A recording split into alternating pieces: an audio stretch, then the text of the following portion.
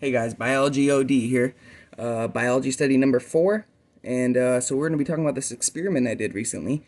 And the question we formed was, will the scorpion move away from the heat source? Okay, so we formed a hypothesis. And what we did is we turned the cage 180 degrees from where the scorpion was sitting in the cage. We turned the cage so that where he was sitting in the cage would be above the heat source, because he was on the opposite side of the heat source. So we turned him 180 degrees so he was above the heat source. And we actually checked it at 11:24 a.m. and the scorpion was actually on the opposite side of the cage. So he did. I put him there, and this is the second time. I tested this twice. So he was on the other side of the cage, and I put him over the heat source. He moved, and then I decided to do an experiment about it, see if he would do it again. And so that was 5:23:21, and we checked for movement at 11:24 a.m. My data was the heat source. 21 hours later, scorpion switched sides within 21 hours. And he probably did it, that's when I checked. So he probably did it before 21 hours. My conclusion and results was yes, the scorpion did chose to switch sides away from the heat. So yeah, choose the cooler temperature side. The scorpion leaves direct heat. It must like a medium between the heat and the colder. And that's why I started recording the temperatures of the cage. So the temperatures of the cage are all different. They're all different. Each corner, the top two corners of the left side, the top two bottom corners of the left side, top, bottom of right and left.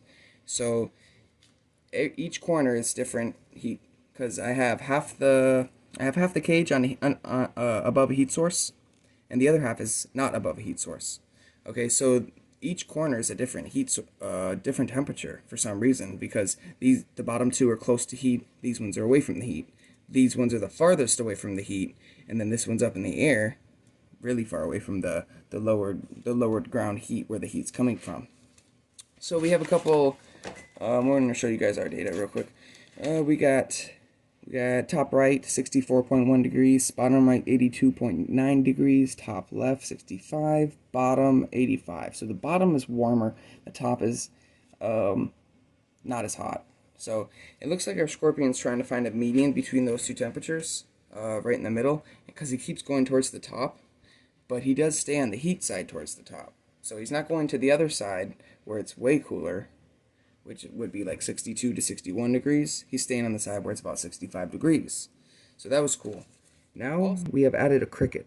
So there's a spider left, and there's a cricket. The mosquito looks dead, so I took him out, and I'm just not trying to have any, altered data from. I just don't want any delays, so I'm just going to take that part out. I'm trying to see if the scorpion will eat the spider, or if the scorpion will eat the cricket. I'm trying to feed the scorpion. That's the main process. That's what I'm trying to do here. So this is very cool. The temperatures of the cage are very diverse. I took different temperatures of each corner, and half of my cage is heated, the other half is unheated. So there's different temperatures. Let's get in here and show you guys the scorpion real quick. Look at him, there he is. And the scorpion is a Pacific forest scorpion. So I'm still doing a lot of research on him. And so I got the cricket and the spider in here still alive. So we're going to tune in biology study number 5. And then we'll let you guys know if the cricket's alive. We'll let you know if the spider's alive. We'll let you know if this scorpion has stung me yet. No, I'm kidding. Hopefully not. And, yep, let's check out the spider real quick. Spider's moving. Spider's grooving. And we're going to shut our cage so he doesn't get out. And we do have air holes in the top, guys. Well, we don't even need air holes on the top because the whole thing is air. We got a cage mesh like this, and put rocks on the bottom. And then he sits actually on top of the aquarium. So that's where the diverse heat comes from. Half this sits on where the heated part is. The other half sits in open air. So he can choose if he wants cool air, and he can choose if he wants to be warm. So that's what we got for biology study number 4, guys. The cricket is alive. We have different temperatures we've recorded. So the scorpion can pick which temperature he would like to be in. And we have water dish down there. We have we had the rocks at the bottom for him to burrow if he would like to burrow. I'm gonna add some more bark and stuff, but for these first few studies, I was just trying to completely observe the feeding process, so I didn't want any extra foliage in there to block my camera view.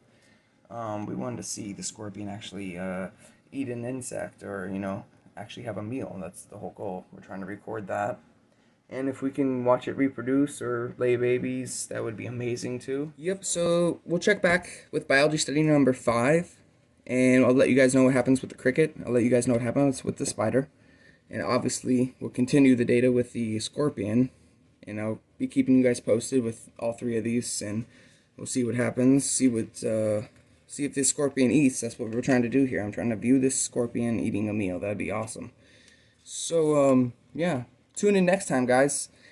Overdosing on biology with Biology OD. Observations and data. Later.